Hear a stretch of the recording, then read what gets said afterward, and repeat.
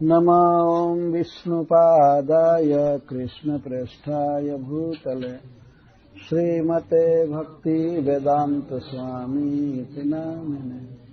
नमस्ते सारस्वतीदेवे गौरवाणी प्रचारिणे निर्विशेषशून्यवादी पाश्चात्यदेशकारिणे। जय श्री कृष्ण चैतन्य प्रभु नित्यानंद श्री अद्वैत गदाधर शिवासादि गौर भक्तवृंद। हरे कृष्णा कृष्णा कृष्णा हरे हरे, हरे राम राम राम हरे हरे। कुछ हाई नहीं हो सकता है।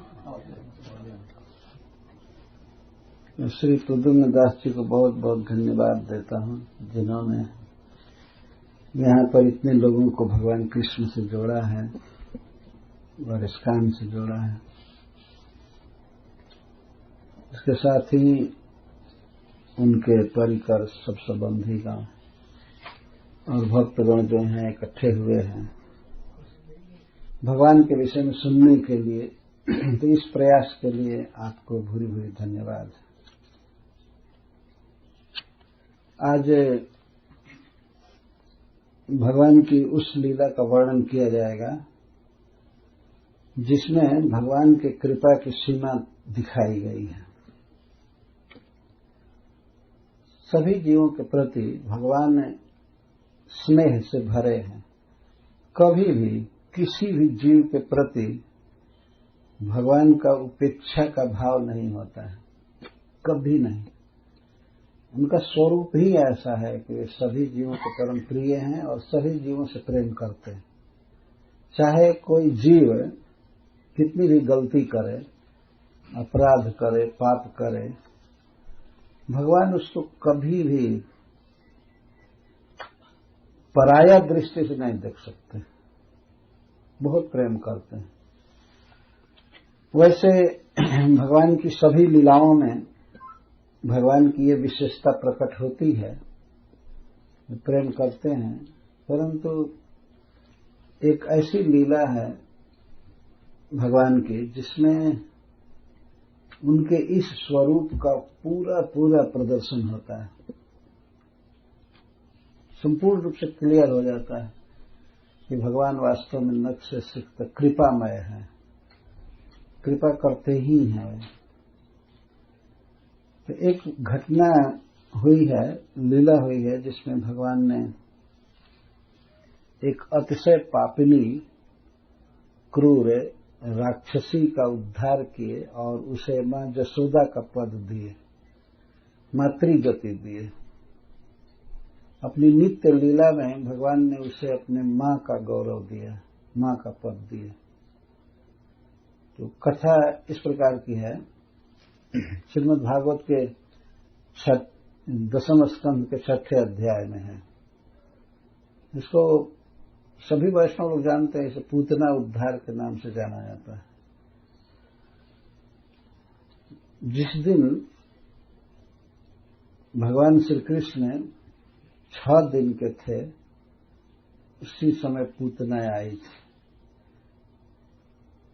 नंद बाबा कंस को कर देने के लिए, टैक्स देने के लिए मथुरा गए थे और मथुरा जाने पर वसुदेव जी से इनकी भेंट हुई मथुरा में। वसुदेव जी को पता चल गया था जैसे तैसे कि नंद बाबा आए हैं, क्योंकि नंद बाबा मिलना नहीं चाहते थे वसुदेव जी से, क्योंकि कंस पता लगाता रहता था कि वसुदेव से कौन कौन मिलने आ रहा है। तो संबंध जोड़ करके नंद बाबा के पुत्र को भी मार सकता था, जिसको वसुदेव जी आधी रात के समय नंद महाराज के घर पर पहुंचाकर आए थे। इस डर से नंद बाबा नहीं जाना चाहते थे। नंद बाबा नहीं जानते थे कि उनका पुत्र वसुदेव जी का पुत्र है और उन्होंने रात को पहुंचाया था, इस बात का पता नहीं था नंद बाबा को। लेकिन फिर भी वे डरते थे कि उनका संबंधी समझ करके, वसुदेव जी का संबंधी भाई जान करके ये हमारे पुत्र को भी मार सकते हैं। इस डर से मिलना नहीं चाहते थे। पर हृदय में इच्छा थी कि किसी तरह अलक्षित रूप से गुप्त स्थान में भेंट हो जाती। इस बात का पता वसुदेव जी को चल गया। वसुदेव जी आए मिलने के लिए नंद बाबा के। अकेले आए थे, कोई व्यक्ति साथ में नहीं था, छिप करके मिलना था। और वसुदेव जी तो जानते थे कि उनका पुत्र नंद महाराज के पास छिपाया गया है, तो उनके हृदय में बहुत धकधकी रहती थी, कहीं इस बात का कोई देखा न हो या जानता न हो, कंस कोई खबर नहीं जानी चाहिए। वे छिप करके आए। वहां पर प्रश्न उठता है कि वो देवकी को लेकर क्यों नहीं आए। मां देवकी को भी लेकर के आना चाहिए था, वो भी बेचारी नंद बाबा से मिलती। और उस मां को कितनी लालसा होगी कि जिसका बेटा जन्म लेते ही दूसरे के घर पहुंचा दिया गया। क्या बात है कि वसुदेव जी देवकी से नहीं कहे कि नंद बाबा आए हैं। वहां पर एक भक्त उत्प्रेक्षा करते हैं कि वसुदेव जी तो पिता हैं, कुछ धैर्य रहेगा, वो अपने बच्चे के विषय में नंद बाबा से नहीं पूछेंगे। लेकिन वो देवकी तो स्त्री है, कहीं उसके मुख से ऐसा निकल जाए नंद बाबा से कि हमारा बेटा कैसा है जिसको हमारे पति देव आपके घर पहुंचा कर आए थे। मान लीजिए तब तो सारा भेद खुल जाएगा, कंस के पास भी एक खबर जा सकती। इसीलिए वसुदेव जी देवकी को लेकर के नहीं आए। ये नियम है, चाहे पत्नी हो चाहे कोई भी हो, सभी बातें नहीं बतानी चाहिए स्त्री से। नहीं तो उनके हृदय में कोई बात पचती है नहीं, वो तुरंत बक देती है, तो भेद खुल जाता है। इसलिए वसुदेव जी अपनी पत्नी को लेकर नहीं गए, अकेले गए।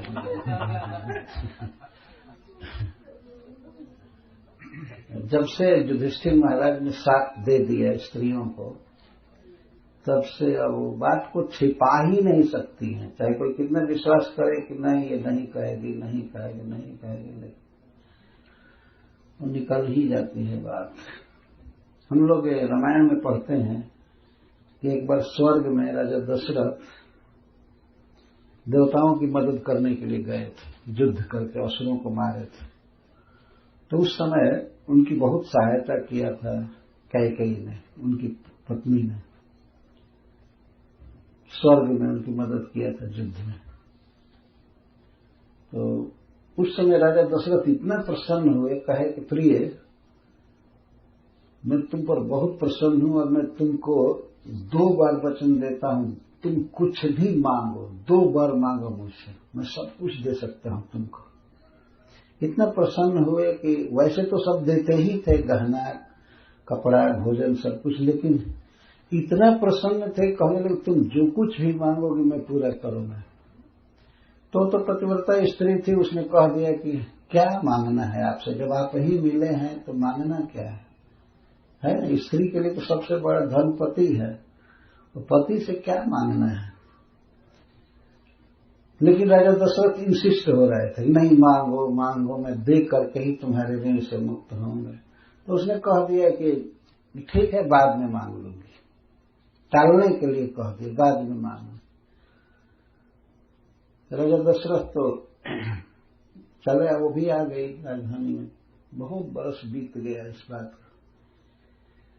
तो जब राम को राज्य देने की बात तो सोच रहे थे कि राज तिलक करना चाहिए, देना चाहिए, उस समय मंथरा ने इस बात को जान करके और कैकेयी को फोड़ा। वो बहुत लंबी कथा है कि तुम अपने बेटा के लिए राज्य मांगो, राम का राज्याभिषेक नहीं होना चाहिए।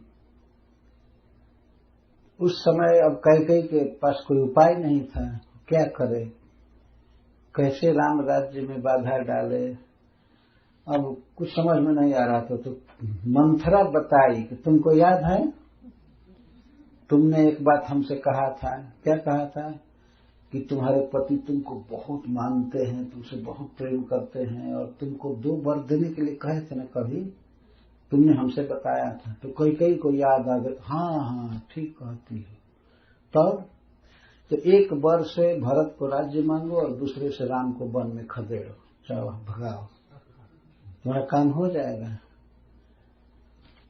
तो एक बात मैं यह कह रहा था कि जब पति इतना प्रेम करते हैं कई से और देने के लिए बात कहे थे, तो पति पत्नी का कॉन्फिडेंशियल मामला था, गुप्त आपस के प्रेम का मामला था। लेकिन वो कई इस बात को उस दासी से कह दी थी कि हमारे पति तो हमसे इतना प्रेम करते हैं, को कुछ भी दे सकते हैं, ऐसा कहे हैं।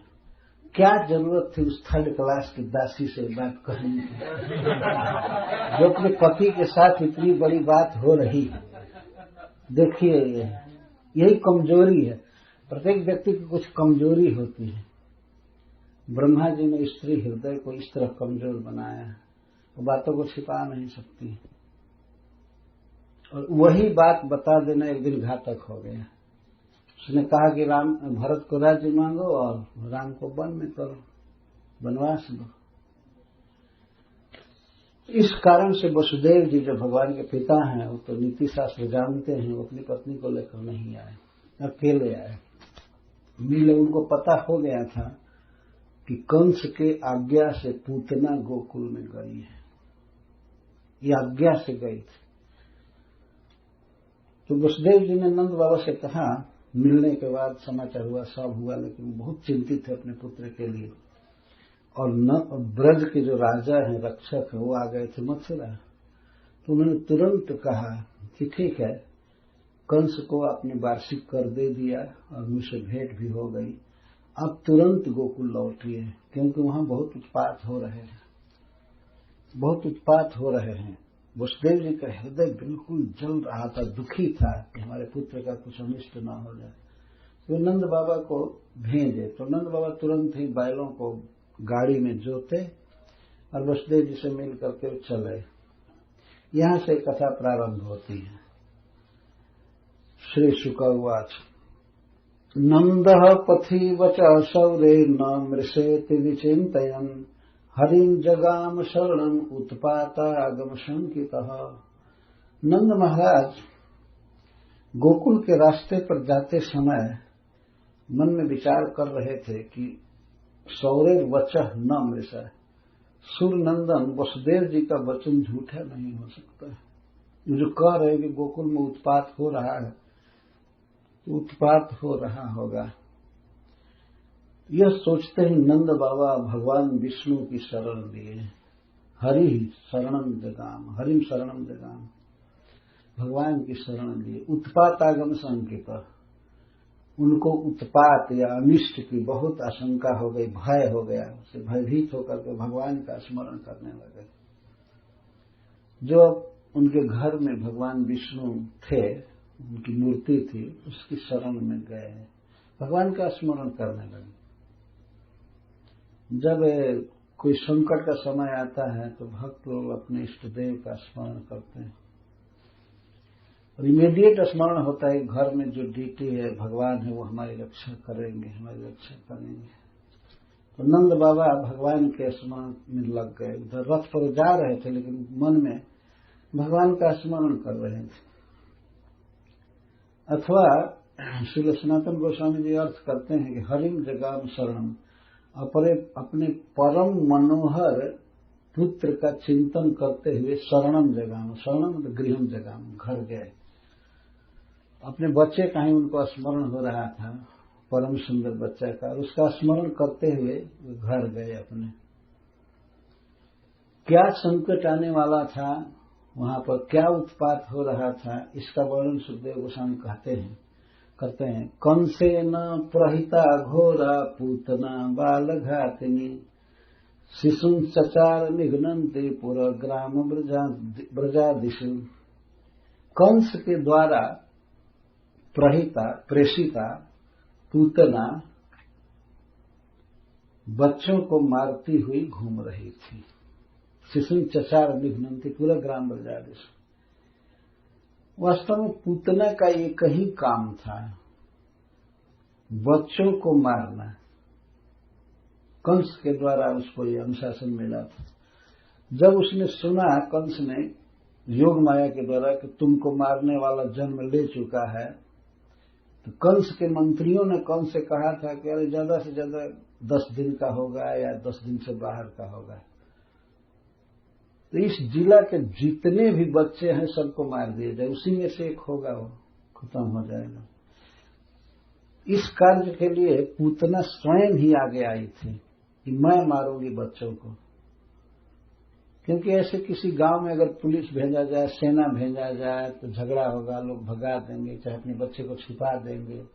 जो कंस का शत्रु था, जो देवकी से जन्म लिया, तो वो नहीं, कहीं देवकी से जन्म लिया इसका पता नहीं था कंस को, कहीं जन्म लिया तो वो छिपा सकते हैं बच्चे को। इसलिए पूतना ने कहा कि कोई लड़ाई झगड़ा की जरूरत नहीं है, मैं मारूंगी जितने बच्चे हैं इस क्षेत्र के सबको मारूंगी। मैं अपने स्तन में विष लगा, हलाहल विष लगा करके जाऊंगी और बहुत सुंदरी बन करके, मेरे पास जोग माया की शक्ति है, और बच्चों को दूध पिलाने के बहाने सबको मार डालूंगी। इतना क्रूर हृदय था उसका। सुखदेव गोस्वामी कहते हैं कंसे न प्रहिता घोरा पूतना बालघातनी। घोरा का अर्थ है स्वभाव से ही वह बहुत कठोर थी, स्वाभाविक ही। एक तो जन्म राक्षस में हुआ था और स्वभाव ऐसा ही था, और स्वभाव के बाद संगति कर्म। बालघातनी, बच्चों का घात करने वाली थी, वो यही उसका काम था। इस संसार में कोई क्रूर व्यक्ति भी बच्चों का वध नहीं करना चाहता है, अपने शत्रुओं का वध करता है या सयाने लोगों का, लेकिन वो तो बच्चों का ही वध करती थी। घोरा, बहुत क्रूर हृदय था उसका। बालघातनी, तो शिशुन चचार निघ्नंती, शिशुन निघ्नंती चचार, कहां? पूरा ग्राम बाजार बच्चों को मारती हुई घूम रही थी। ध्यान रखना चाहिए कि अभी वो किसी बच्चे को मार नहीं सकी थी इसके बाद, लेकिन यह उसका काम था, तो मारती हुई घूम रही थी। इसके कहने का आशय यह है सुखदेव गोस्वामी का, यदि भगवान नहीं होते ब्रज में तो सारे बच्चे मारे गए होते। वो तो संयोग की बात थी, भगवान की प्रेरणा की वो चली गई सबसे पहले भगवान के पास। यह बहुत दुखद बात थी ब्रज के लिए। यदि कृष्ण नहीं होते तो कृष्ण के जो सखा बनने वाले थे बच्चे, उस समय जो जन्म लिए थे, ये कभी नहीं बच्चा होता, सबको मारते थे। तो सुखदेव गोस्वामी तो मार दी ऐसा कह रहे हैं। वर्तमान सामीप्य वर्तमानवत, संस्कृत में एक नियम है, पाणिनि ने लिखा है कि वर्तमान में कोई घटना होने वाली हो, भविष्य में वर्तमान के निकट हो, तो उससे वर्तमान जैसा कहा जाता है। तुरंत घटना होने वाली है, वो भी हुई नहीं है, लेकिन कहा जाएगा कि हो गई। जैसे वर्षा होने वाली है, तुरंत ये कह सकते हैं कि वर्षा हो रही है। ऐसे ही कुछ नियम है। तो सुखदेव गोस्वामी कहते हैं कि वो बच्चों को मारती हुई गांव भर में घूम रही थी। इसका मतलब मारने के लिए चली थी। कुछ ऐसा वर्णन है संस्कृत साहित्य में, ढंग है, कोई घटना नहीं हुई है लेकिन उसको कह दिया जाता हो गई।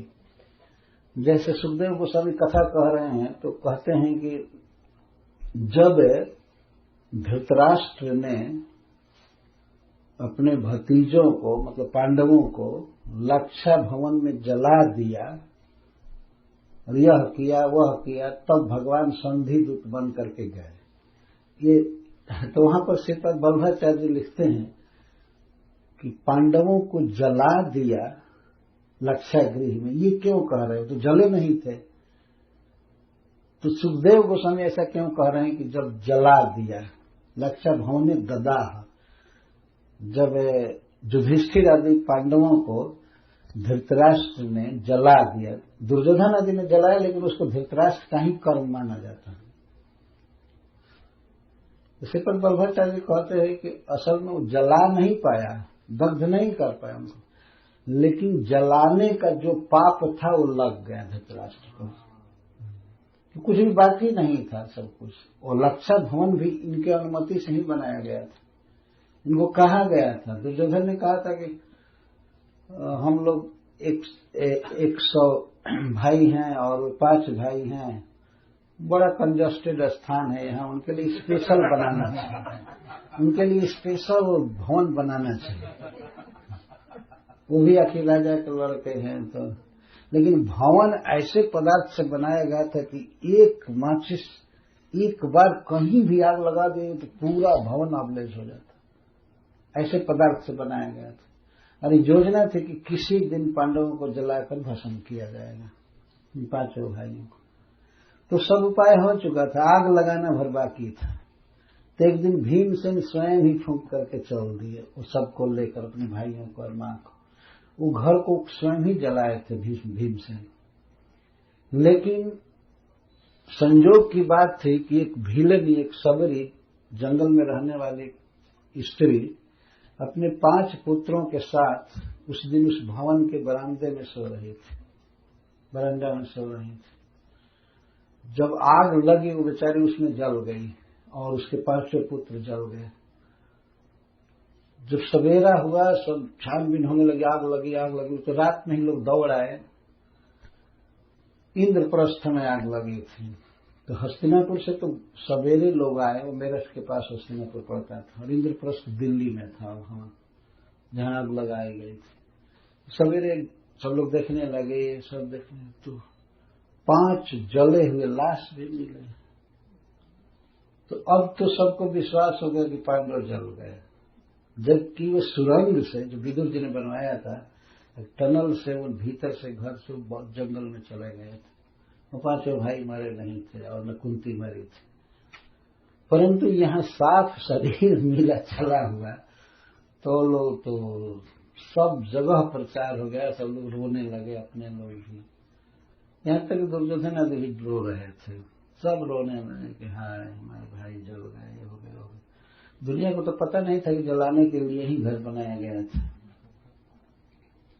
सारे संबंधी रोने लगे, यहाँ तक कि भगवान श्री कृष्ण और बलराम जी भी द्वारका से आकर के खूब रो रहे थे, जब वो जानते हैं कि नहीं जले हैं। क्योंकि भगवान भी हाय अर्जुन, हाय युधिष्ठिर, हाय तेरा भाई सब जल गया, हमारी फूई जल गई, हो गया। भगवान भी रो रहे थे, बलराम जी भी रो रहे थे। ये भगवान की लीला हो रही थी। नाटक सब जानते हैं कि वो लोग हैं, कहाँ पर हैं, सुरक्षित हैं। वे क्यों कहने जाएं कि नहीं जले हैं? भगवान को क्या जरूरत थी इसकी?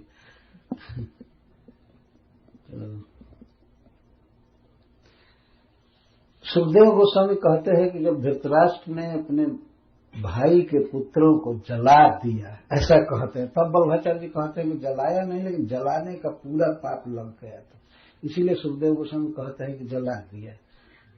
घटना घटी नहीं थी, लेकिन कह रहे कि जला दिया। इसी प्रकार से पूतना ब्रज में एक भी बच्चे को मार नहीं पाई थी।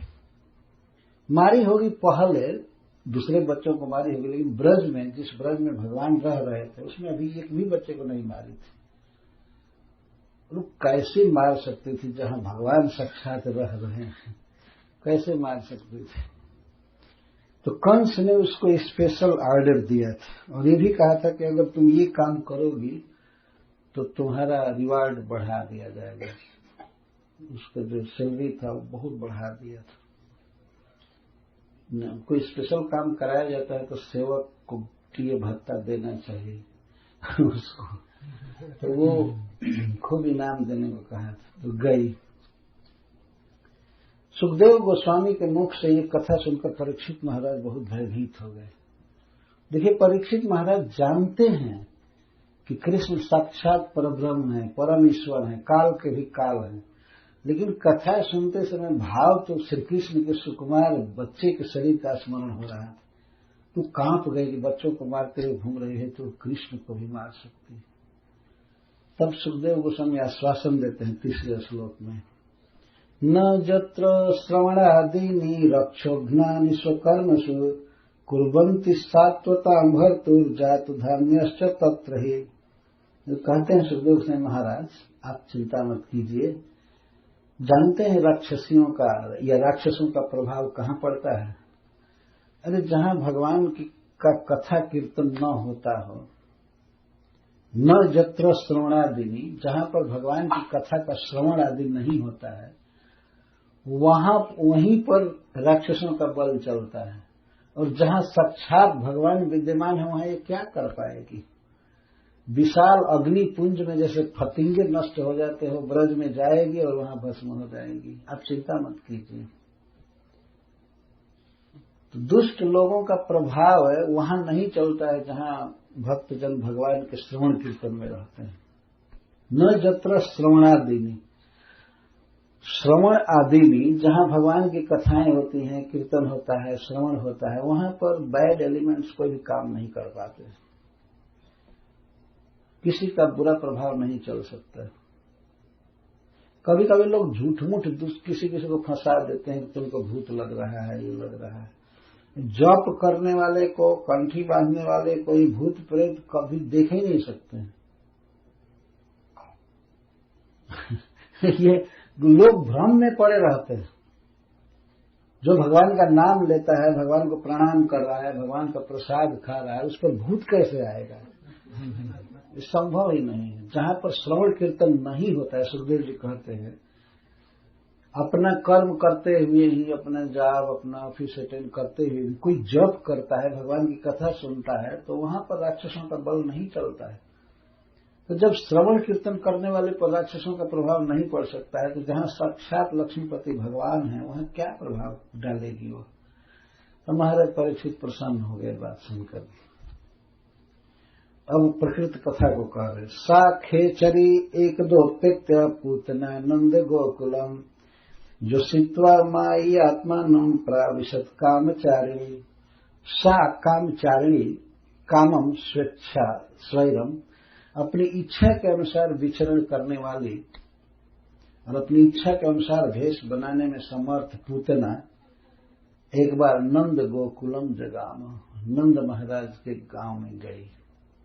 उसी दिन जिस दिन वो लौट रहे थे। वास्तव में नंद बाबा को बहुत देर से छुट्टी मिली थी। मतलब वसुदेव जी रात में भेंट करने आए थे नंद बाबा के पास। उस दिन टैक्स देने में देरी हो गई और कुछ अपेक्षा भी करते थे नंद बाबा की वसुदेव जी से भेंट हो जाए। तो वसुदेव जी दिन में तो आ नहीं सकते थे, तो रात में आए थे। तो रात में ही नंद बाबा को भेजे कि अब जाइए गोकुल में। और पूतना भी रात में ही आई थी गोकुल में। नंद बाबा जब पहुंचे तो उस समय सवेरा हो गया था, भोर हो गया था गोकुल में पहुंचते पहुंचते। तो रात्रि की घटना है। सा खेचरी, खेचरी मतलब आकाशचारिणी, आकाश से चलने वाली। वो कभी ऐसे रोड और रेल लाइन से नहीं चलती थी, वो उड़ करके चलती थी बिना प्लेन के ही। उसका शरीर ऐसा था कि उड़ सकता था, जैसे देवताओं का शरीर होता है वैसे उड़ने में समर्थ। इसलिए खेचरी करे, खे चरती थी खेचरी, जो आकाश में चले। ख का अर्थ है आकाश। आकाश गामिनी वह पूतना मथुरा से उड़ी, गोकुल में लैंडिंग की। वहां से उड़ी। उसे जाने में क्या देर लगी होगी, कुछ सेकंड लगा होगा, मिनट भी नहीं लगा होगा। कैसे गई, एकदा उपेत नंद गोकुलम, नंद गोकुल में गई उड़ करके। और गोकुल में पहुंच करके आत्म माया आत्मानम योषित्वा, माया से राक्षसों की शक्ति होती है, योषित्वा बहुत सुंदरी स्त्री के रूप में बनी। उनको मेकअप करने की जरूरत नहीं पड़ी, या कहीं से साड़ी लाओ, कहीं से ये लाओ ये लाओ, तो बस कुछ भी नहीं होता। लेकिन योग माया से सब कुछ प्रकट कर लेते हैं राक्षस। तो इसका विशाल शरीर था, राक्षसी थी, विकराल शरीर था, लेकिन अपनी माया से उसने परम सुंदरी गोपी का रूप धारण कर लिया। जैसे ब्रज में अन्य स्त्रियां रहती थी, खास करके भगवान के प्रति मां का भाव रखने वाले, जैसे जसोदा जी और उनकी सहेलियां, वैसा रूप बना ली, बिल्कुल सुंदर। क्षण भर में ये राक्षसों की शक्ति होती। बिल्कुल गोपी बन गई, जो सित्वा मतलब स्त्रीत्व, अपने को स्त्री के रूप में बना करके और गोकुल में प्रवेश की।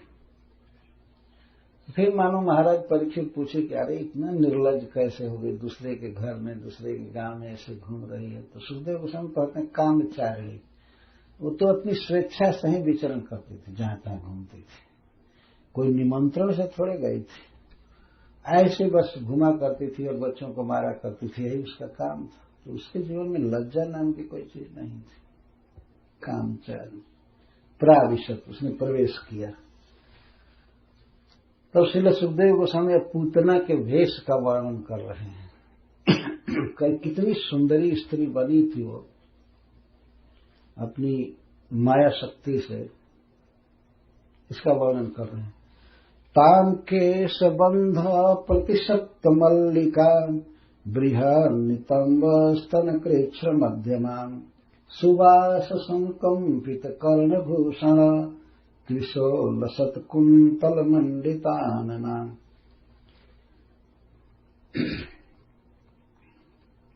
उसने बड़ा सुंदर रूप बनाया था। केशबंध व्यतिशक्त मल्लिका, उसकी चोटी में केशबंध में मालती के पुष्प, मालती की मालाएं लगाई गई थी। आज भी साउथ इंडिया में स्त्रियां अपने केशपाश में माला जरूर डालती, देखा गया। तो उसने बहुत सुंदर केश बंधन किया था, चोटी बना ली थी और उसमें मालती के पुष्प की माला गुथी थी। तान केश बंध व्यतिशक्त मल्लिका, क्योंकि भगवान के पास जा रही है पूतना और सुंदरी बन करके जा रही है और भगवान इसे अपनी मां बनाएंगे भी, इसलिए सुखदेव गोस्वामी उसके सौंदर्य का वर्णन कर रहे हैं। तान केश बंध व्यतिशक्त मल्लिका, केश बंध में व्यतिशक्त वो संलग्न थे मल्लिका, मालती के पुष्प। और बृहद नितंब स्तन कृच्छ मध्यमान, उसके नितंब बड़े बड़े थे और उसकी कमर बहुत पतली थी। कृच्छ मध्यमा, मध्य भाग कृच्छ था। सुवाससम, वासह का अर्थ वस्त्र, कपड़ा, बहुत सुंदर कपड़ा पहनी थी। जैसे जसोदा जी पहनती हैं उस तरह से उसने बहुत सुंदर वस्त्र पहना। सुंदर से तात्पर्य बिल्कुल न्यू, नया साड़ी पहनी होगी, चाहे जो भी लहंगा या चुनरी, बिल्कुल नया, थोड़ा भी सिकुड़न नहीं था, लगता था अभी आयरन किया हुआ है। खूब अच्छा पहनी। किसी व्यक्ति की शोभा कई कारणों से बढ़ती है तो उसमें कपड़ा भी कारण है। लिखा है कवि ने कि वचसा, वाससा और वयसा, कई बार लिखा है कि आदमी सुंदर लगता है वयस से, एक तो जवानी है उसकी, दूसरा वचन बहुत अच्छा बोलता है व्यक्ति तो उसकी शोभा बढ़ती है, और वस्त्र भी अच्छा पहनता है तो सुंदर लगता है। ऐसे कई 5 कारण दिए गए हैं। तो सुवाससम, पूतना बहुत सुंदर साड़ी पहनी थी, बहुत सुंदर वस्त्र और नया, सुंदर नया और बहुत हाई दाम की हो, बहुत मतलब महंगा, ये सब इससे तात्पर्य। सुवाससम, कंपित कर्ण भूषण, उसके कान के कुंडल झूल रहे थे। इसका अर्थ है वो बार बार ऐसे देखती थी तो कान के कुंडल झूलते थे और कुंडल की चमक से उसके केश चमक रहे थे। चोटी थी वो चमक रहे थे आसपास के केश। कंपित कर्ण भूषण तीसो लसत कुंतल मंडिताना, उसके केश चमक रहे थे कुंडल की झलक से और इस कारण से उसका मुख और सुंदर लग रहा था। बहुत सुंदर स्त्री बन करके गई थी। बल्गु स्मिता पंग विसर्ग विक्षित है मनोहरंती बनिता ब्रजौकसान। बल्गु स्मिता, और वो बहुत सुंदर ढंग से मुस्कुरा रही थी। ध्यान रखना चाहिए कि विरक्त चूड़ामणि श्री सुखदेव गोस्वामी एक स्त्री की मुस्कान और उसका केश पास और ये सब क्यों देख रहे हैं? बात यह है कि वास्तव में वो भगवान के लीला का एक पात्र है। पुतना के प्रति हीन भावना नहीं करनी चाहिए और वास्तव में भगवान की मां बनेगी। इसलिए श्री सुखदेव गोस्वामी को एक आवेश है, पुतना के सौंदर्य का वर्णन कर रहे हैं तो किसी मनोकषाय से नहीं, काम वासना से नहीं, बड़े गौरव के साथ उसका वर्णन कर रहे हैं। कितनी सुंदर बनी थी। बल्गु स्मिता पांग विसर्ग विकसित है। बल्गु स्मिता, बल्गु का अर्थ सुंदर, बहुत सुंदर ढंग से मुस्कुरा रही थी। इतनी सारी मुस्कुराहट बनावटी थी उसकी, हृदय में तो क्रूर भाव था, लेकिन बाहर से दिखा रहे थे कि कितना सज्जन है, कितना वात्सल्यमयी या गोपी है, ये भाव प्रकट कर रही थी।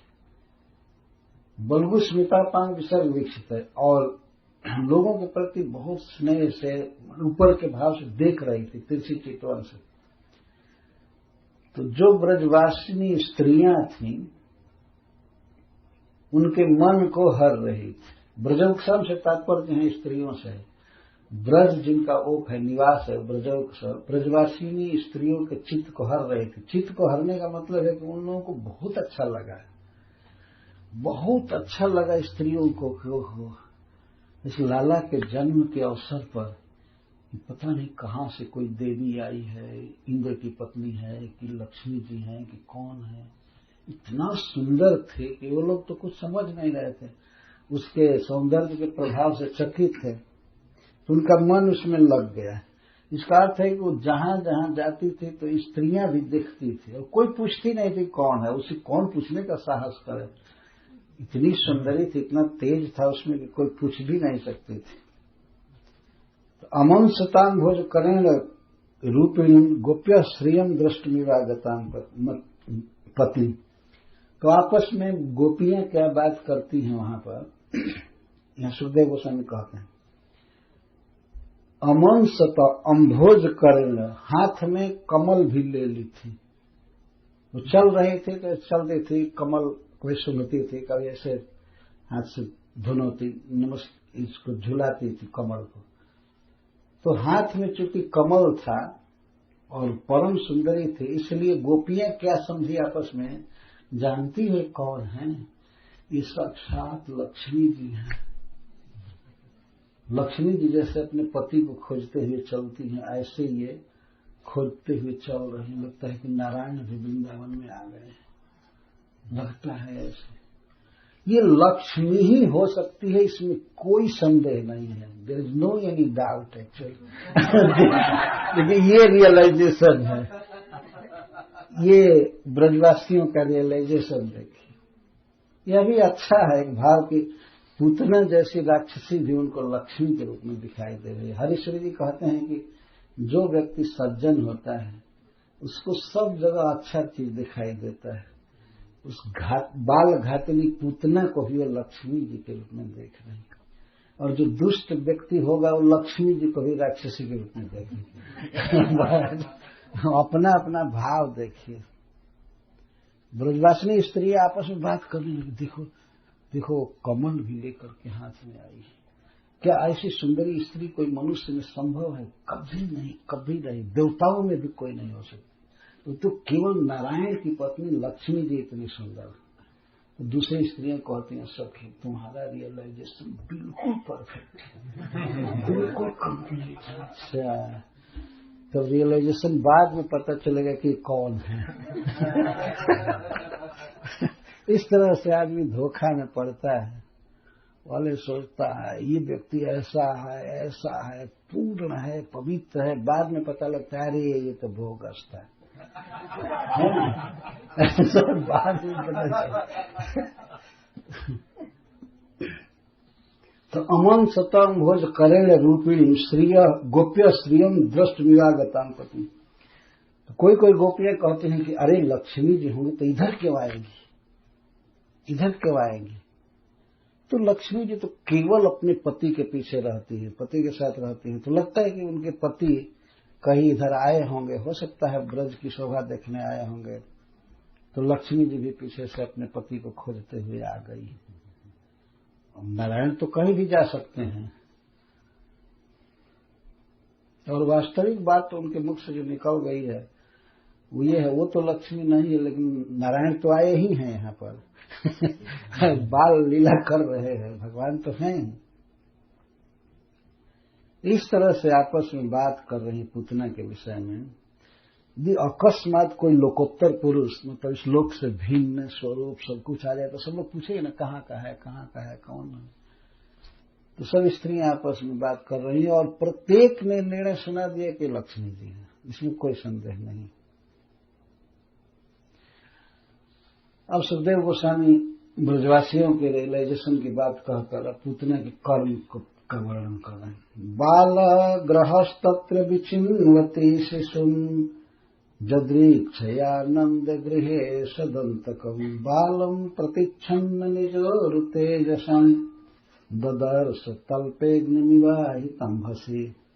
तो पूतना ऐसी इतनी सुंदरी थी और ब्रज में गई थी, लेकिन उसका उद्देश्य ये नहीं था कि ब्रज मंडल परिक्रमा करूं वो तो बच्चों को मारने गई थी। तो उसके अभिप्राय का वर्णन सुखदेव गोस्वामी कहते हैं, बालक गृहस्तत्र विचिन्वती शिशु, बच्चों के लिए महाग्रह घातक वह पूतना शिशु विचिन्वत, वो बच्चों को देख रही थी। लेकिन जदृक्षया नंद गृह अकस्मात या भगवत प्रेरणा से वो अन्य बच्चों को देखी, कई बच्चों को देखी, लेकिन वो देखते देखते सीधे नंद भवन में आ गई। भगवान की लीला शक्ति ने उसको डायरेक्ट खींच लिया अपने पास, अन्य बच्चों को मार नहीं पाई। देखी वो अन्य बच्चों को, कोई 2 दिन का था, कोई अभी का जन्मा हुआ था, कोई 1 महीने का, कोई 10 दिन का। कल वहां मंदिर में 2 बच्चे लाए थे, एक को कह रहे थे 1 महीना भी नहीं हुआ वो झूठ देखे ना। तो ये पूतना ऐसे बच्चों को देख रही थी और एम लगा रहे थे, कहते इसके बाद मारूंगी, इसके बाद मारूंगी, इसके बाद मारूंगी। तब तक तो नंद भवन में आ गई देखते देखते। और पीछे से स्त्रियों की भीड़ थी रात्रि के समय, कोई पूछ नहीं रही थी, लेकिन बहुत आश्चर्य हुआ था कहाँ जा रही है, कहाँ जा रही। तो सब लोग जान गए होंगे कि जब लक्ष्मी जी हैं तो सीधे नंद भवन में जाएंगी, नंद बाबा के घर में जाएंगी। तो कोई कुछ पूछा नहीं, टोका नहीं। और वो पूछी होगी दूसरे से, स्त्रियों से पूछी होगी कि नंद महाराज का घर किधर है। तो लोगों ने बताया वो है सबसे श्रेष्ठ जो भवन है उसमें जाओ। तो उसमें आ गई और वहां आने के बाद रात्रि के समय कोई भी स्त्री प्रवेश नहीं की नंद बाबा के घर, वो अकेले प्रवेश की। तो ददर्श, उसने देखा बालम, उस बालक को देखा, श्री कृष्ण को देखा, प्रतिच्छन्न निजोरते, जो अपने अपार तेज को, इफल्जेंस को छिपा लिए थे बाल लीला में। भगवान तो तेजस्वी नाम, तेजस्वियों के तेज हैं, बलवानों के बल हैं, अनंत तेज है, लेकिन अपने तेज को छिपा कर बाल लीला कर रहे थे। ददर्श, ऐसे देखा पुतना ने उनको जैसे राख से ढके हुए अग्नि पुंज को कोई देखे। अगर आग है और ऊपर से राख हो गया है कुछ और भीतर लकड़ी से उसको खोदिए हटाइए तो लक लक लक लक लाल लाल अग्नि रहता। हम लोगों ने देखा है जो गन्ना का रस औंटा जाता है तो वहां पर चूल्हा में आग लगती है, बाद में धीरे धीरे राख जम जाता है, लेकिन उसको खोदिए हटाइए तो लाल लाल आग दिखाई पड़ती है। इस तरह सुखदेव गोस्वामी वर्णन कर, जो महाकाल के भी काल है, जमराज भी जिनके सेवक हैं, वैसे तो बिल्कुल बाल लीला में थे। ये क्या जानती थी कि इतना कठोर बालक है और इतना तेज है इसमें कि हमको जला सकता है। तो बिल्कुल ऊपरी रूप को देखी, ददर्श, पहले देखी। पूतना ने भगवान को देखा, दर्शन किया, लेकिन भगवान ने पूतना को नहीं देखा। अब सुखदेव गोस्वामी वर्णन कर रहे हैं, भगवान ने पालने पर झूल रहे होंगे, चाहे पर्यंक पर होंगे, वहां पर यशोदा जी और रोहिणी जी दोनों विद्यमान थे। और वो रात्रि के समय निर्भय घूम रही है, उसके शरीर से ही प्रकाश निकल रहा था पूतना के, इतना तेज था उसका, निकल रहा। तो रात्रि में वो दिन जैसा निर्भय भाव से घूम रही थी, कोई टोक नहीं सकता था। अब कौन लक्ष्मी जी से पूछे कि कहाँ जा रही है, बताइए।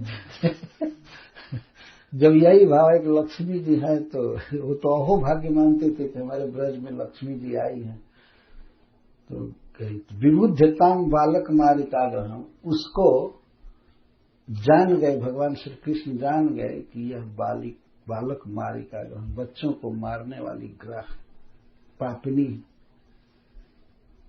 तो चराचरात्मा, चर और अचर सबके अंतर्यामी परमात्मा भगवान श्री कृष्ण जान गए कि यह बाल घातनी है, महापापनी है, इसलिए वे अपनी आंखें बंद कर लिए।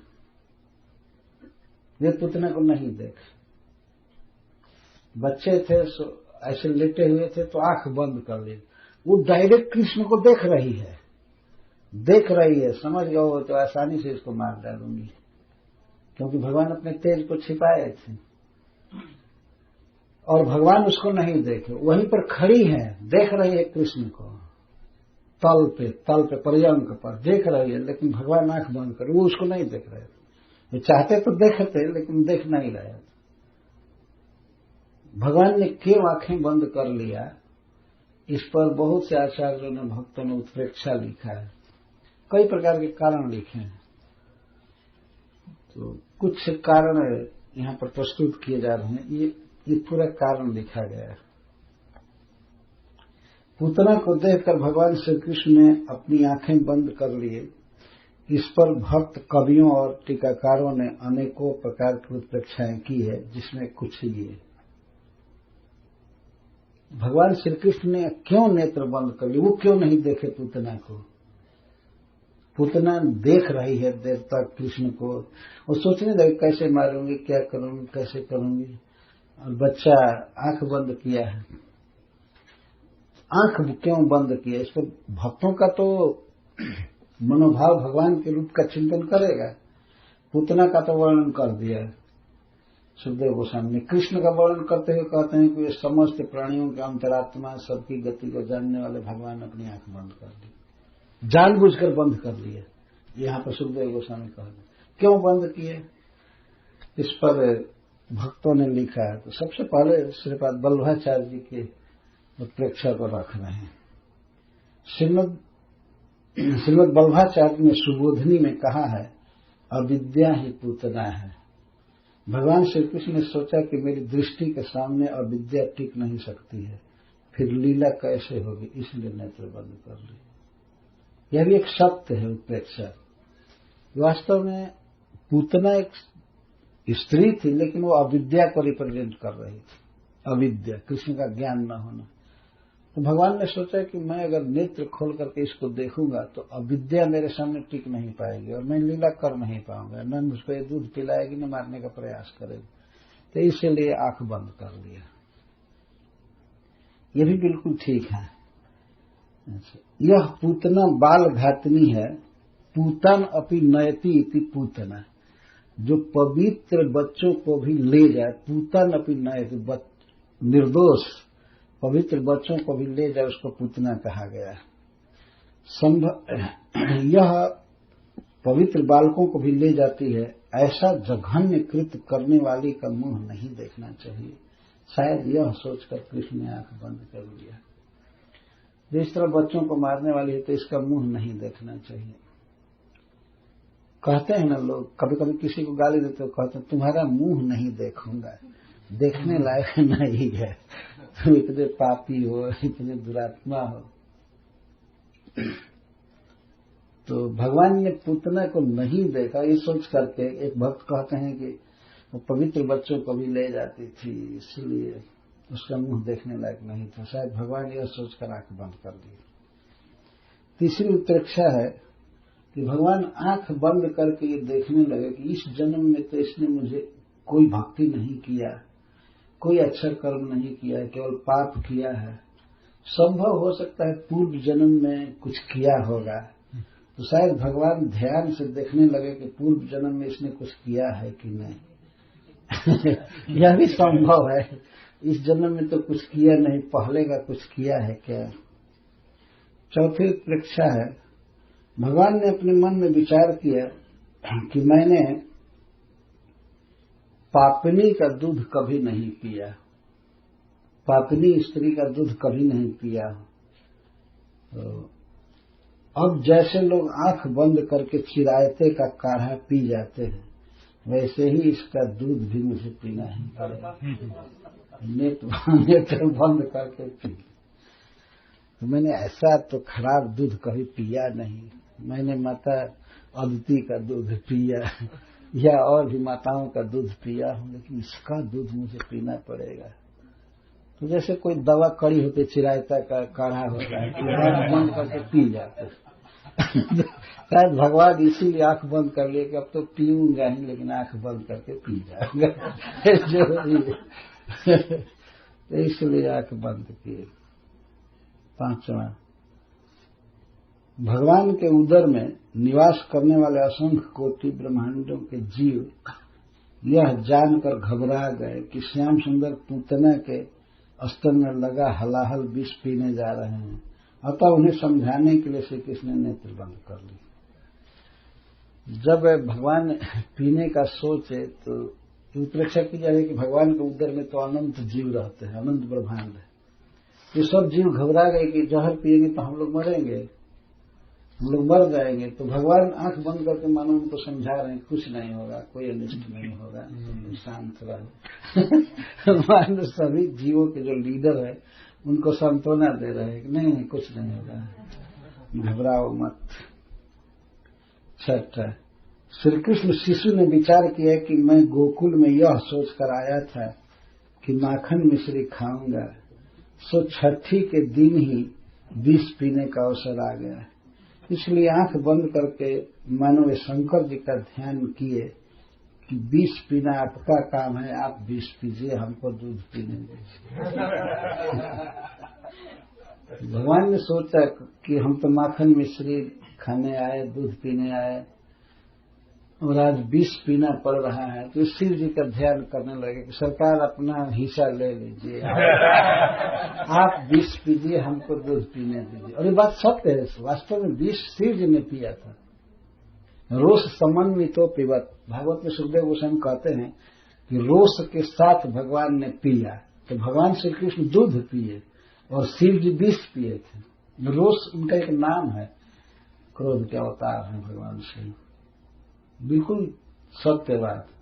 भगवान ने वास्तव में दूध पिया, विष को शिव जी पिए थे भगवान के अंदर ही रह करके।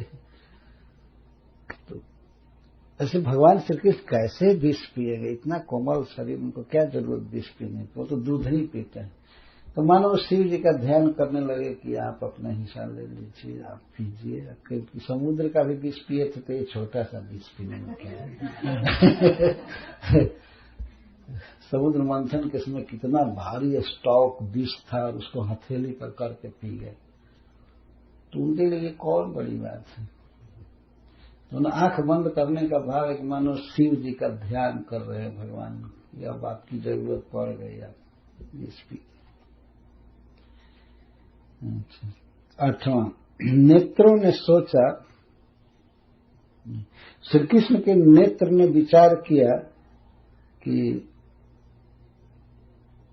परम स्वतंत्र ईश्वर इस दुष्टा को अच्छी बुरी चाहे जो गति दे, परंतु हम दोनों इस चंद्र मार्ग अथवा सूर्य मार्ग दोनों में से एक भी नहीं देंगे, इसलिए बंद कर ले। हरि श्री जी परीक्षा करते हैं। भगवान के नेत्र पर एक पर सूर्य रहते हैं, एक पर चंद्रमा रहते हैं। तो जीव की दो गति होती है, ऊर्ध्व गति में से दो गति होती है, एक चंद्र मार्ग और एक सूर्य मार्ग। तो उससे जाते हैं जीव विविध लोकों में, उच्चतर लोकों में। तो भगवान के नेत्र पर रहने वाले चंद्रमा और सूर्य ये सोचने लगे कि भगवान तो कृपालु हैं, इस पूतना को अच्छी गति देंगे इस दुष्टा को, लेकिन हम लोग अपने मार्ग से नहीं जाने देंगे, चाहे उनको तीसरा रास्ता भेजना हो भेजेंगे। हम इस दुष्टता को अच्छी गति में नहीं जाने देंगे। सूर्य मार्ग और चंद्र मार्ग दोनों बंद कर दिए, दोनों नेत्र बंद हो गए। इसका ये भाव है कि सूर्य चंद्रमा को पसंद नहीं था कि इसको ऊर्ध्व गति दिया जाए।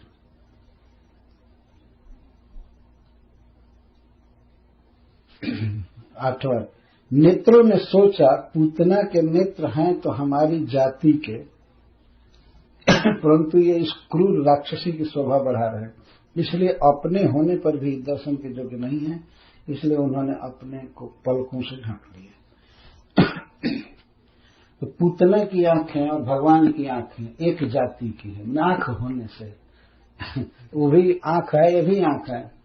तो भगवान के आंख ने सोचा कि हमारी जाति का हो करके भी ये पूतना की शोभा बढ़ा रहे हैं। उसकी आंख बहुत सुंदर थी जब स्त्री के रूप में बनी थी, इसकी आंखें पूतना की शोभा बढ़ा रही, इसलिए अपनी जाति का होने पर भी हम नहीं देखेंगे। दोनों नेत्र बंद हो गए, हम इसको नहीं देखेंगे। अपना होने से क्या हुआ, अपना होकर के भी दुष्ट की शोभा बढ़ा रहे। तो श्री कृष्ण के नेत्रों में स्थित धर्मात्मा निमि ने उस दुष्ट को देखना उचित न समझकर नेत्र बंद कर दिए। अथवा निमि महाराज जो सभी प्राणियों के नेत्र पर रहते हैं, तो उस हिसाब से हरिश्वर जी कह रहे हैं कि तो भगवान के आंख पर भी निमि महाराज नर लीला कर रहे हैं, तो निमि महाराज ने सोचा कि इसको नहीं देखना चाहिए, वो भगवान की आंखों को बंद कर दिए। निमि महाराज पलक उठाते हैं या गिराते हैं, इसलिए निमिष कहते हैं पलक। तो निमि महाराज ने मानो भगवान के पलकों को ढक दिया। श्री कृष्ण के नेत्र राजहंस हैं, उन्हें बकी पूतना के दर्शन करने की कोई उत्कंठा नहीं हुई, इसलिए वो नेत्र बंद कर लिए। भगवान के नेत्रों को राजहंस कहा जाता है। तो राजहंस एक बकी का मुख कैसे देखेंगे? बक के बगुला को कहते हैं, और बकी मतलब बगुला की स्त्री, उसको बकी कहते हैं। अहो बकी ये स्तनकाल कूटम, बकी जो उड़ उड़ करके चलती थी राक्षसी, तो राजहंस बकी का मुंह कैसे देखेंगे? शायद ये सोच करके नेत्र बंद हो गए। श्री कृष्ण ने विचार किया कि बाहर से तो इसने माता का रूप धारण कर रखा है, परंतु हृदय में अत्यंत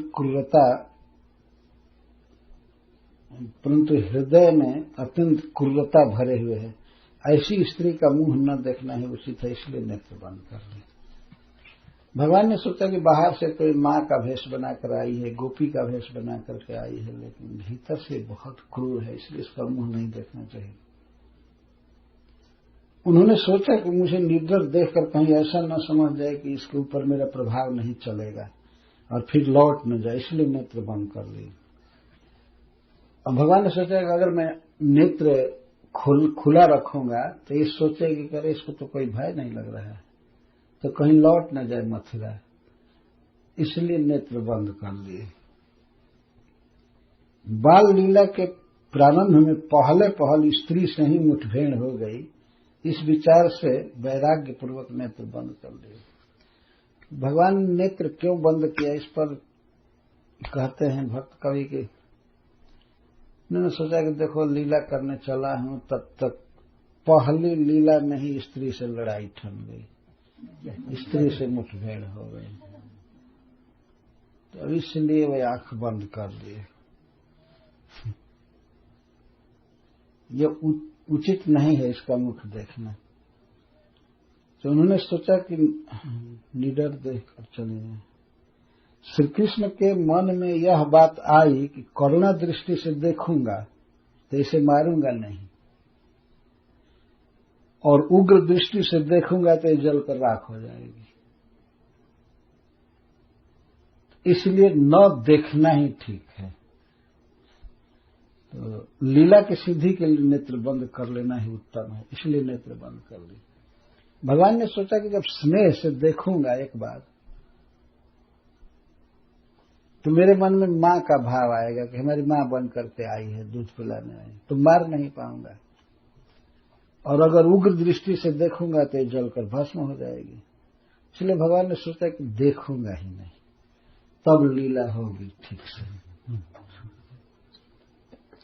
अच्छा, यह धात्री का वेश धारण करके आई है, मारना उचित नहीं है, परंतु यह और ग्वाल बालों को मारेगी, इसलिए इसका यह भेष देखे बिना ही मार डालना चाहिए, इसलिए नेत्र बंद कर ली।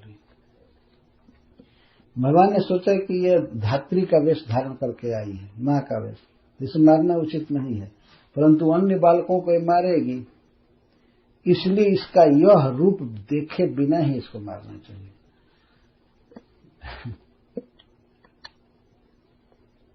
बड़े से बड़ा अनिष्ट योग से निवृत्त हो जाता है, इसलिए भगवान ने मानो इस संकट को टालने के लिए योग दृष्टि संपादित किया।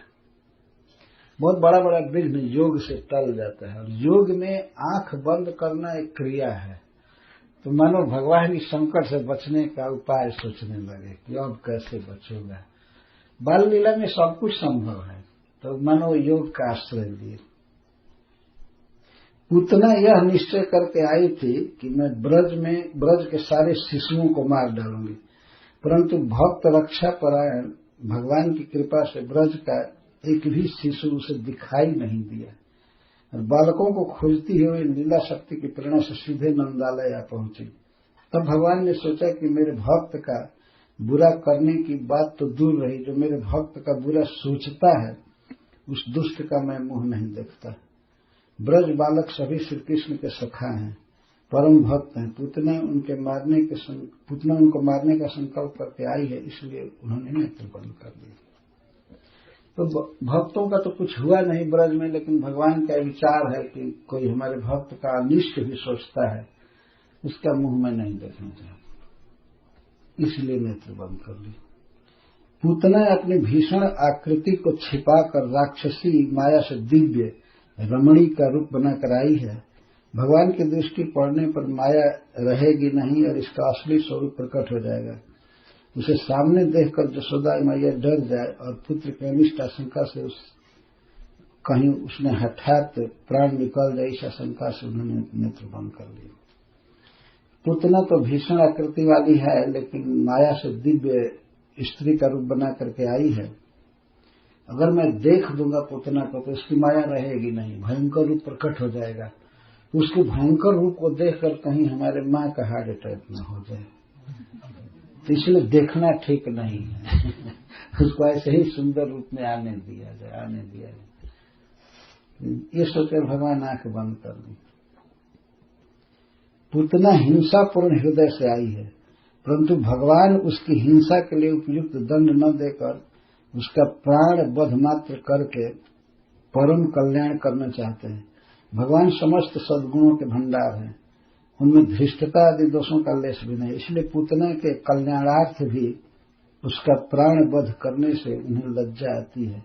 इस लज्जा से उन्होंने नेत्र बंद कर लिए। भगवान ने सोचा कि इसके शरीर को नष्ट कर देना है, इसको बहुत सुंदर दिव्य चिन्मय स्वरूप देना है। यद्यपि यह कार्य पूतना के हित के लिए ही हो रहा था, लेकिन भगवान ने सोचा कि फिर भी वध करना एक क्रूर कर्म है, अतः भगवान ने आंख बंद कर लिया। भगवान जगत पिता है, असुर राक्षसादि भी उनकी संतान है, पर वे सर्वथा उच्छृंखल और उदंड हो गए हैं, इसलिए उन्हें दंड देना आवश्यक है। स्नेहमय माता पिता जब अपने उच्छृंखल पुत्र को दंड देते हैं तब उनके मन में दुख होता है, परंतु वे भय दिखलाने के लिए उसे बाहर प्रकट नहीं करते। इसी प्रकार भगवान भी जब असुरों को मारते हैं तो पिता के नाते उनको भी दुख होता है, पर दूसरे असुरों को भय दिखलाने के लिए उसे प्रकट नहीं करते। भगवान जब पूतना को मारने वाले हैं, परंतु उसकी मृत्युकालीन पीड़ा को अपने आंखों से देखना नहीं चाहते, इसलिए उन्होंने नेत्र बंद कर दिए।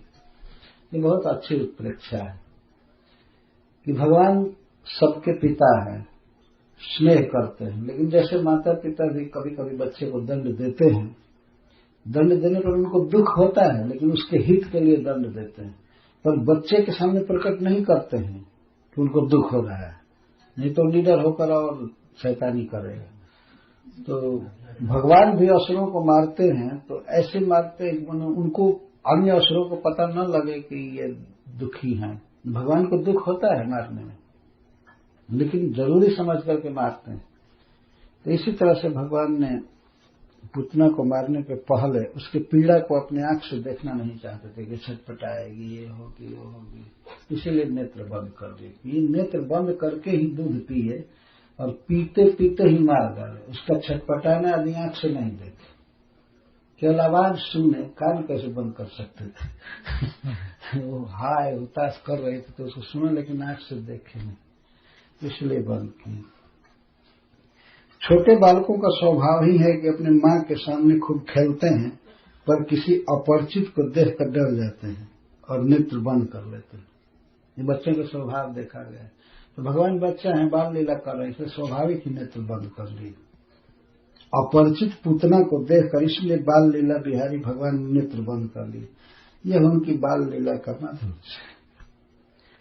इस प्रकार से भक्तों ने बहुत से परीक्षाएं किए। भगवान श्री कृष्ण क्यों अपनी आंखें बंद कर लिए? पूतना श्री कृष्ण का दर्शन कर रही है, देख रही है, आंख बंद है, तो पूतना की दृष्टि के अनुसार ही सुखदेव गोस्वामी वर्णन कर रहे हैं। पूतना का वर्णन करके फिर भगवान के रूप का वर्णन कर रहे हैं। और कृष्ण की उपमा ऐसे दी जैसे दहकता हुआ अग्नि है, लेकिन उसके ऊपर राख है, और उस पर राख समझ करके कोई कूदे तो वो तो जल करके मर जाएगा, खत्म हो जाएगा। इसी तरह पूतना श्री कृष्ण को एक साधारण बच्चा समझ करके आई है, लेकिन जब वो पकड़ेगी और दूध पिलाए तब पता चलेगा कि अरे बाप रे, कितना भयानक नाग को पकड़ लिया हमने। तो सुखदेव गोस्वामी आगे उदाहरण भी दिए हैं कि जब उसने अनंत मारो पेदंक मंत्रकम जठोरगम सुप्तम बुद्धि रज्जुधि, कोई अबुद्धि, कोई बेवकूफ आदमी, कोई बुद्धिहीन आदमी जैसे कुंडली बना करके बैठे हुए सर्प को रस्सी समझ करके उठा ले, भयंकर नाग है और उसको रस्सी समझ करके उठा ले, उस तरह से पूतना ने श्री कृष्ण को उठा लिया।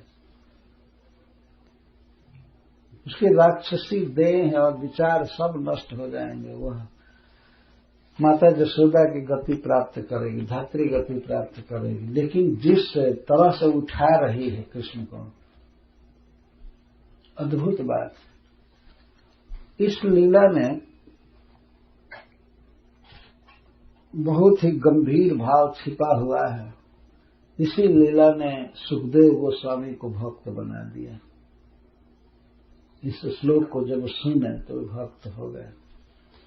उद्धव जी इस श्लोक को कह करके रो रहे हैं कि ओहो, विष लगा करके स्तनों में मारने आई थी पूतना, और पूतना को भगवान ने मातृ गति दिया, धात्री गति दिया। कृष्ण के समान कौन दयालु है, मैं किसकी शरण लूं? जो इस तरह से क्रूर राक्षसी को, जो उन्हीं को मारने के लिए आए थे, उसको उन्होंने अपनी मां बना लिया। एक कृष्ण का स्वभाव है। किस गुण से? कोई गुण नहीं, कुछ नहीं, बल्कि अवगुण भरा हुआ है सब। पर एक ही गुण था पूतना में, एक गुण था। ब्रजहरि हरीश्वरी जी कहते हैं कि एक ही गुण था पूतना में, चाहे जैसे भी हो। वह ब्रज में आई थी, भगवान के पास आई थी। इसको अभिमुख्य मात्र कहते हैं। श्री कृष्ण यह नहीं देखते कि कौन कैसा है, मेरे पास आया है बस यही देखते हैं। किस अभिप्राय से आया ये सब नहीं देखते हैं। जैसे पारस पत्थर है, पारस मणि, स्पर्श मणि, उस पर आप लोहा को सुलाइए प्रेम से, चाहे ऐसे मारिए, किसी तरह से सटेगा तो लोहा को सोना बना देगा। यह स्पर्श मणि का सहज प्रभाव है। और लोहा के साथ स्पर्श होते ही लोहा को सोना बना देता है, गोल्ड बना देता है। ये उसका सहज प्रभाव है, एक प्राकृतिक वस्तु का ऐसा प्रभाव। तो भगवान श्री कृष्ण के पास कोई आवे या कोई उनका नामोच्चारण करे, उनको प्रणाम करे, तो श्री कृष्ण का जो अलौकिक अचिंत प्रभाव है उस भक्त में चला, उस जीव में चला आता है अपने आप, चाहे वो किसी भाव से करे। जैसे बिजली का तार है, इसको कोई हटाने के लिए हाथ से पकड़े खुला तार, अथवा रस्सी समझ करके छुए, वो तो करंट मारेगा ही। ये बिजली का सहज स्वभाव है। देखा गया, कभी कभी नहीं चाहते हुए भी करंट लग जाता है। तो इस प्रकार से जो वस्तु शक्ति है भगवान की कि वे कृपामय हैं, दिव्य हैं, तो किसी जीव के वे दोषों को नहीं देखते, केवल इतना ही देखते हैं कि मेरे पास आया है, बस मेरा नाम ले रहा है, मुझे प्रणाम कर रहा है। उसके गुण दोष पर भगवान विचार नहीं करते हैं, कितने जन्मों का कितना बड़ा पापी है, ये है वो है। सूरदास जी एक पद में लिखे हैं, प्रभु मेरे अवगुण चित्त न धरो, तो उसमें एक उदाहरण देते हैं कि एक लोहा पूजा में राखत, एक घर बधिक परो, यह दुविधा पारस नहीं जानत, कंचन करत खरो। एक लोहा है जिसे भगवान के किचन में फल काटने के लिए रखा जाता है, चाकू में लोहा होता है। तो एक लोहा को भगवान के ड्यूटी रूम में रखते हैं, पूजा करते हैं, भगवान के लिए पकाते हैं, काटते हैं कोई सब्जी वगैरह। और एक लोहा घर बधिक पर, एक बहेलिया के हंटर के घर में एक छुरी है। लेकिन उस छुरी को या इस छुरी को, दोनों को लोहा से सटाया जाए तो दोनों को सोना बनाएगा। वो ये नहीं, पारसमणि ये नहीं कहेगा कि अरे ये तो हंटर के घर में था, इसने बहुत से पशुओं का वध किया है, इसको हम सोना नहीं बनाएंगे। नहीं, यह दुविधा पारस नहीं जानत, कंचन करत खरो। तो यही वास्तव में भगवान का स्वभाव है। वो ये नहीं देखते कौन बुरा है क्या है, ये है अपना गुण उसमें संचारित कर देते हैं तुरंत। नहीं तो हजारों पशुओं को मारने वाला एक छुरी और एक भगवान की सेवा में प्रयुक्त छुरी है। एक देखा जाए तो एक वो परम पवित्र है, एक परम अपवित्र है, लेकिन स्पर्शमणि पारस पत्र ये नहीं देखता। वो तो स्पर्श करके दोनों को सोना बना देता है। भगवान का ऐसा ही अलौकिक अद्भुत प्रभाव है। वो कभी नहीं देखे कि पुतना इतना दूषित भाव लेकर के मेरे पास आई है, कुछ भी हो, बस आई है। और ऊपर से एक और गुण उन्होंने देखा कि गोपी ड्रेस पहनी, यह भी एक कारण था। हमारी माँ का कपड़ा पहनी, माँ बन करके आई, तो इसे माँ बना ही लेना है। भगवान के मन में सहज विचार आ गया, कोटि कोटि जन्मों का पाप ताप कुछ नहीं देखे। यह अन्याय नहीं है भगवान का, ये भगवान का सहज स्वभाव है, सहज दया, सहज महाप्रभाव है। यही बात इस कथा में मुख्य रूप से आएगी। सुखदेव गोस्वामी इस कथा में इतना कमेंट दिए हैं, 6 श्लोक में बहुत बढ़िया से बोले हैं। लास्ट में पूतना लोक बालघी राक्षसी रुधिरासना, ऐसे ऐसे विशेषण दे रहे हैं। कहते हैं कि हरि को स्तन दे करके उसने मातृगति प्राप्त की। और स्तन क्या दिया था उसने? वास्तव में विष दिया था, पॉइजन दिया था, वो मातृगति पा गई। भगवान के इस गुण पर हम प्रकाश डालेंगे श्री सुखदेव गोस्वामी जी के कथनानुसार। यही क्रम से चल